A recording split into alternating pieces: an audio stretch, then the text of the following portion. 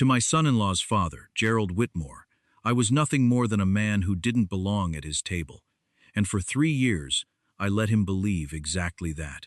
My name is Raymond. I'm 63 years old. I live in a two-bedroom house on the east side of Dayton, Ohio, in the same neighborhood where I grew up.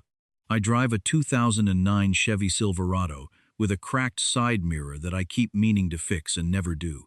I shop at the same grocery store I've shopped at for 30 years. I know the cashier's name. She knows mine. That's the kind of man I am. What Gerald Whitmore never bothered to find out was the kind of company I built. But we'll get there. First, let me tell you about my son. My son, Daniel, is 34 years old.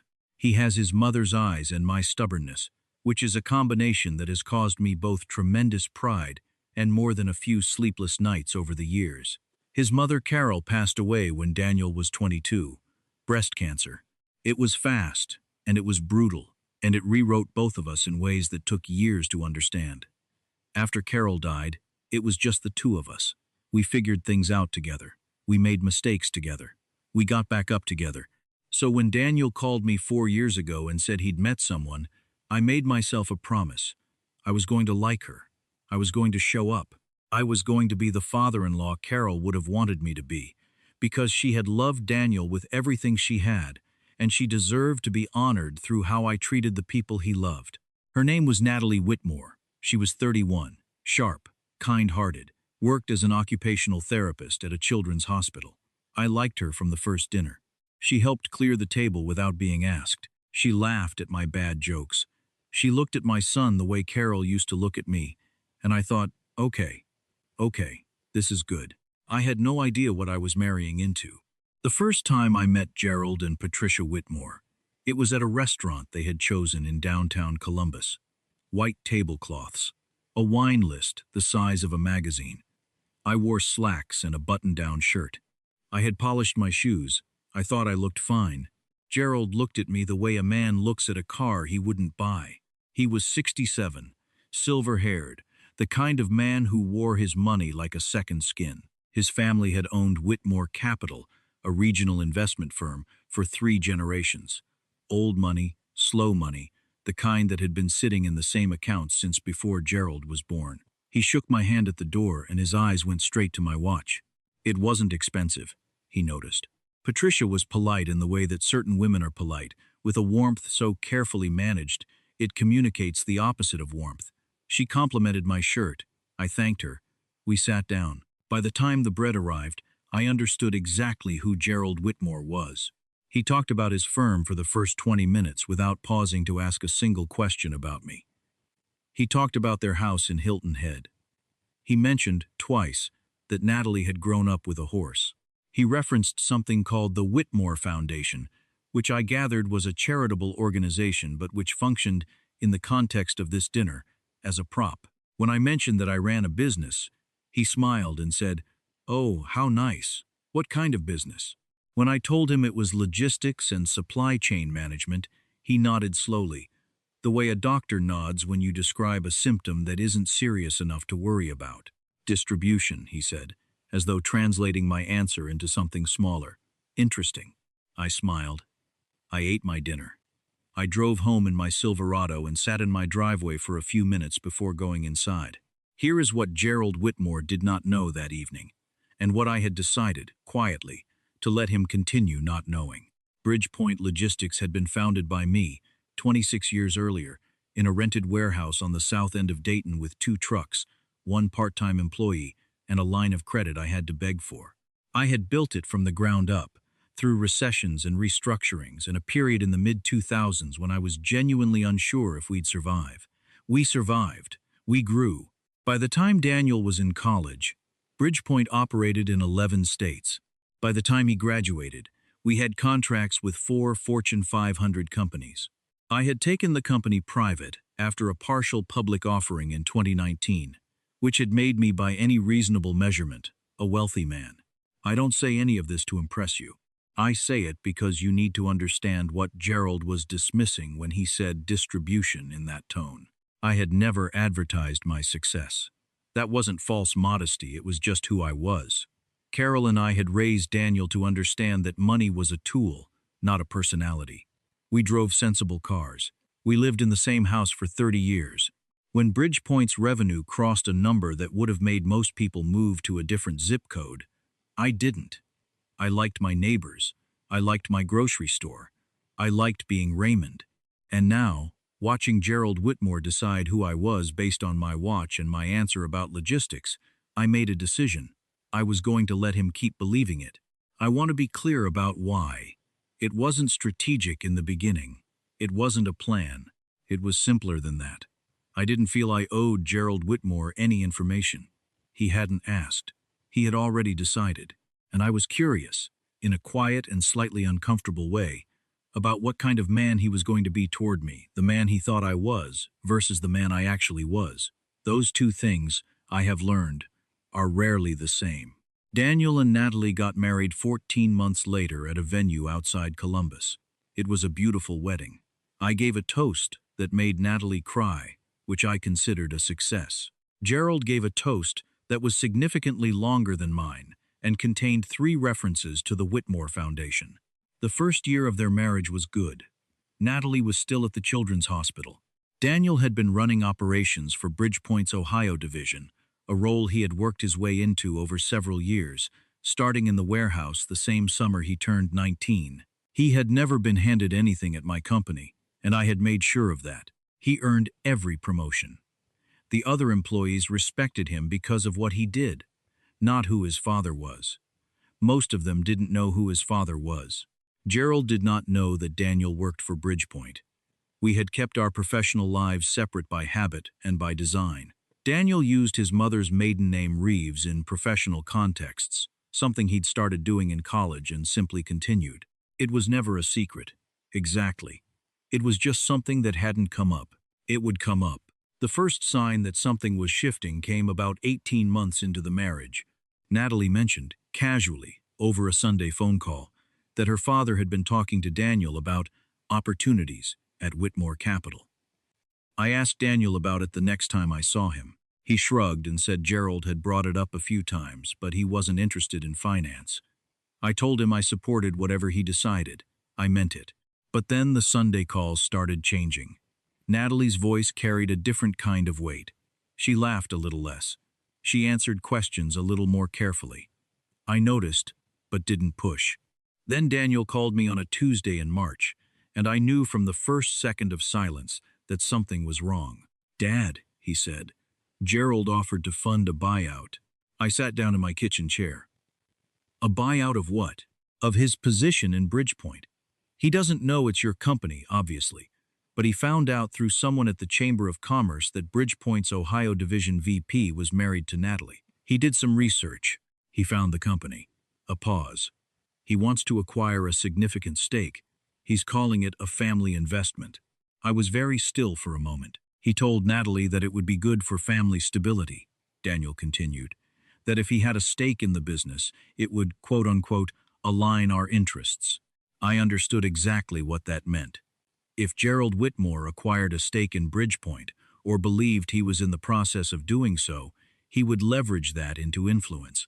Over Daniel, over Natalie, possibly over the company itself. He would use money as a leash, which was the only way men like Gerald Whitmore knew how to build a relationship. "Tell him you'll think about it," I said. "Dad, just tell him you'll think about it. Don't say yes. Don't say no." There was a pause. "What are you going to do?" I looked out my kitchen window at the Silverado sitting in the driveway. "I'm going to let him have dinner with me." 3 days later, Gerald called and invited me to lunch. Just the two of us. He suggested a steakhouse in Columbus that I had never been to. I wore the same slacks I'd worn to the first dinner. I drove the Silverado. He was already seated when I arrived. He stood to shake my hand, and there was something different in his manner, an energy, a barely contained purposefulness. Gerald was a man who enjoyed having leverage. He was clearly enjoying what he believed he had. We ordered. We talked about nothing important for about 10 minutes. The steaks arrived. Then Gerald set down his fork and looked at me with the patient expression of a man who has been waiting to deliver a speech. "Raymond," he said, "I want to talk to you about Daniel's future." "All right," I said. "He's a capable young man. I've always said so. But I think he's been operating below his potential. He paused to let that land. The company he works for, Bridgepoint. It's a solid regional operation. But it's not a trajectory, Raymond.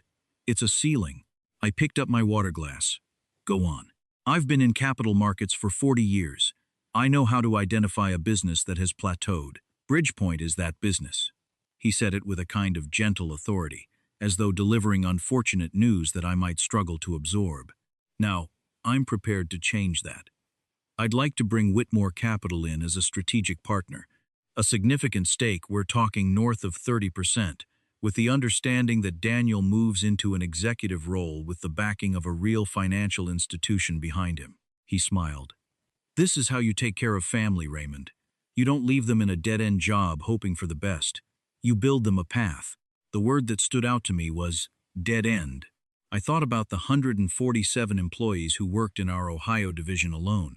I thought about the woman in our Dayton warehouse, 61 years old, who had been with Bridgepoint for 22 years, and whose daughter's college tuition we had quietly helped cover when things got hard. I thought about what Gerald Whitmore would call her job.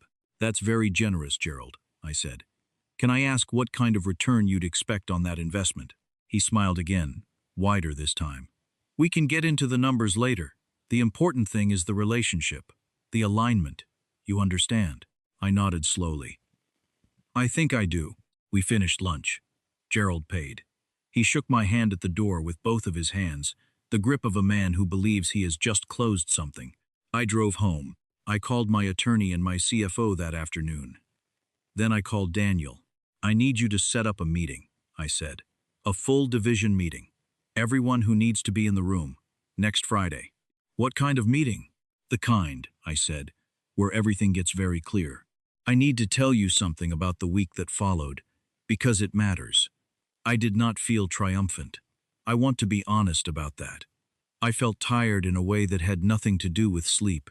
Gerald Whitmore was going to find out something that would humiliate him, and his daughter was married to my son, and that meant whatever happened next was going to travel through people I loved. There was no version of this that was clean. But I also thought about the word ceiling.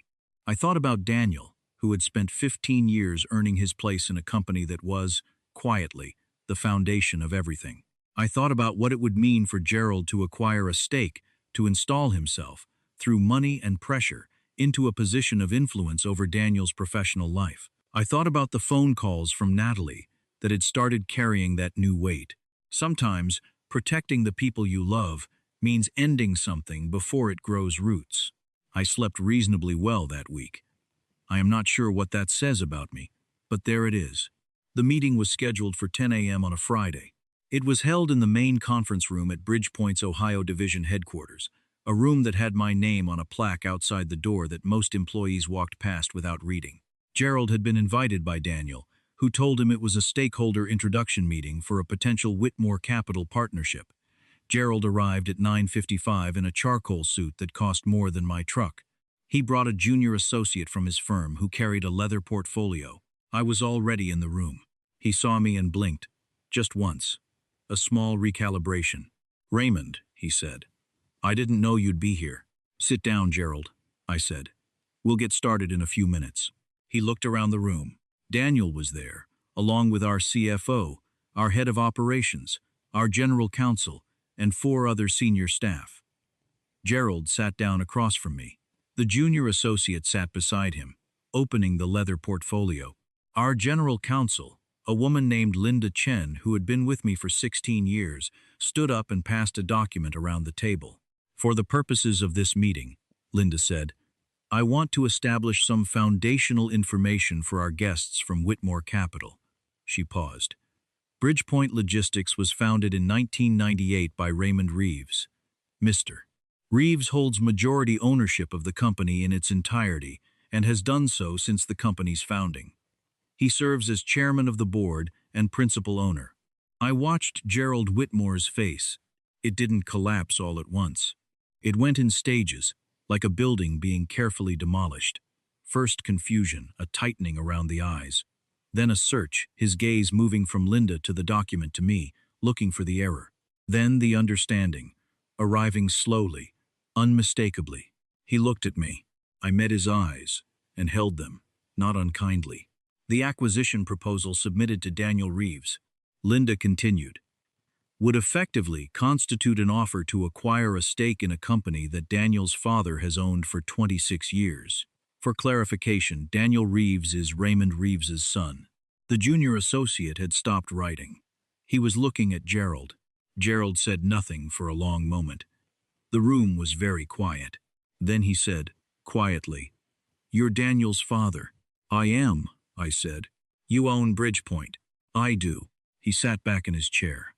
Something left his face, not the arrogance exactly, but the certainty beneath it, the bedrock he'd been standing on.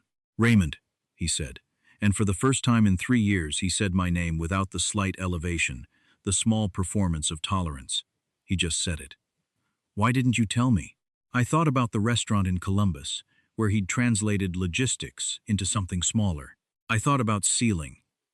I thought about the lunch where he'd talked about alignment while meaning control. "You didn't ask," I said. "You'd already decided what I was." He opened his mouth and closed it again. I leaned forward slightly. "Gerald, I want to be direct with you about what happens next. There will be no acquisition. There will be no stake. Whitmore Capital's involvement with Bridgepoint ends today." I kept my voice even. "Daniel is a full senior member of this company's leadership because he earned it. He started in this warehouse when he was 19 years old, and he has worked his way to where he is over 15 years. I will not allow anyone, family or otherwise, to reframe that as something he needs to be rescued from." Gerald was very still. "What I'd like," I continued, "is for you to go home and think about what kind of relationship you want with your daughter and your son-in-law going forward. That relationship has room to be a good one. It can be based on something real." I paused. "That's your choice to make." I stood up. So did Daniel and Linda and the rest of the room. Gerald Whitmore sat in that conference chair for another moment. Then he stood. He straightened his jacket. He picked up the acquisition folder that Linda had not needed to open, and he nodded once, not to the room, just to the table in front of him, and he walked out. The junior associate followed 2 steps behind, the leather portfolio pressed against his chest like a shield. The room was quiet for a second. Then our head of operations, a large and generally unflappable man named Terry, exhaled slowly through his nose and said, "Well, mild laughter, appropriate laughter." I looked at Daniel. He had his hands in his pockets and was looking at the door through which Gerald had just left. His expression was complicated in the way that family situations always make expressions complicated. "You okay?" I asked. He turned to me and nodded. "Yeah, Dad." He almost said something else, then didn't. Then, "Thanks." That was enough. Now I want to tell you what happened after, because the after matters as much as the moment. Maybe more. Gerald did not speak to me for 6 weeks.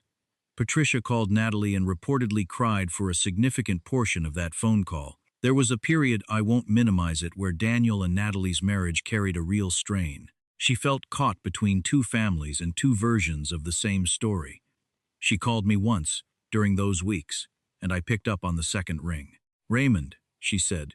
She'd always called me Raymond, never Dad, which was fine. "I need to understand something." "Ask me anything," I said. "Why did you let it go so long? Why didn't you just tell him at the beginning?" I thought about that. It was a fair question. It's a fair question to ask of anyone who holds information back and waits for a moment to use it. "I didn't hold it back to hurt him," I said.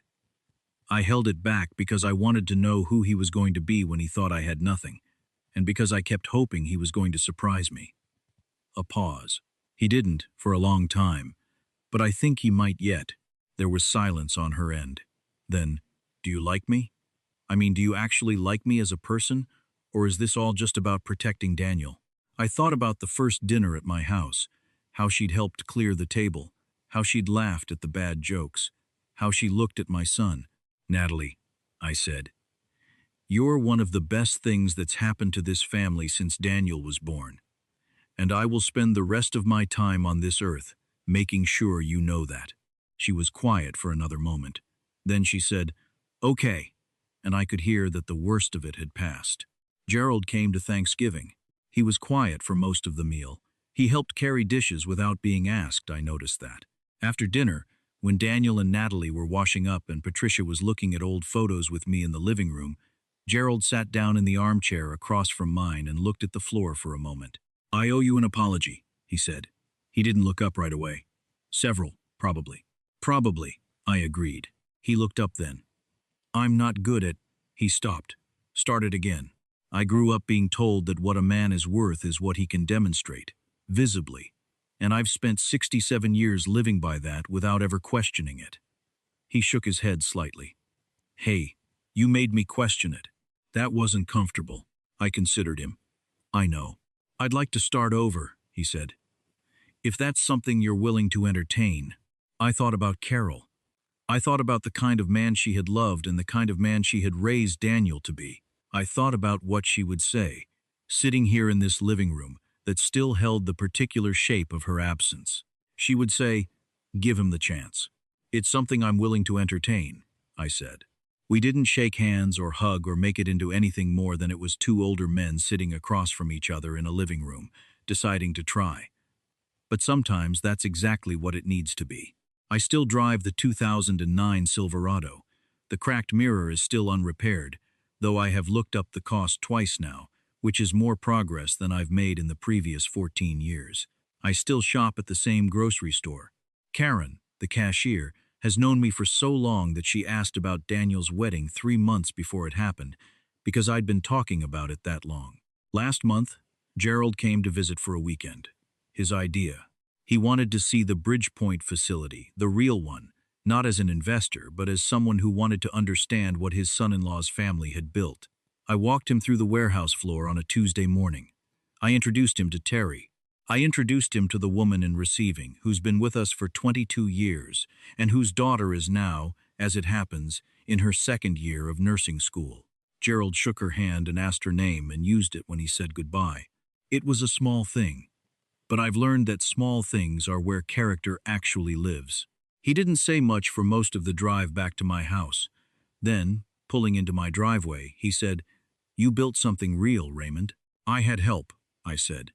"The people in that building, they built it as much as I did." He nodded. He didn't dismiss it or translate it into something smaller. That was the moment, I think.